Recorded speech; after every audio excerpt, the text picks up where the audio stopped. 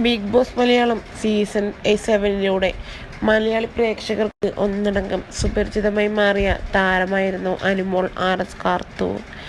അനുമോളുടെ എല്ലാ വിശേഷങ്ങളും സോഷ്യൽ മീഡിയയിൽ നിമിഷ നേരം കൊണ്ട് വൈറലായി മാറാറുണ്ട്.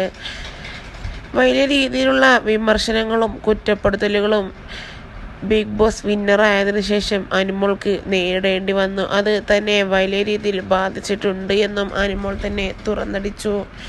എന്നാൽ ഇപ്പോഴിതാ തൻ്റെ വിവാഹമാണെന്ന് അനുമോൾ തന്നെ ആരാധകരോട് വെളിപ്പെടുത്തിയിരുന്നു. ഇന്നിതാ ഗുരുവായൂർ അമ്പലനടയിൽ വെച്ച് വിവാഹിതയായ വീഡിയോ തൻ്റെ ഇൻസ്റ്റഗ്രാമിലൂടെ പുറത്തുവിട്ടിരിക്കുകയാണ് അനുമോൾ.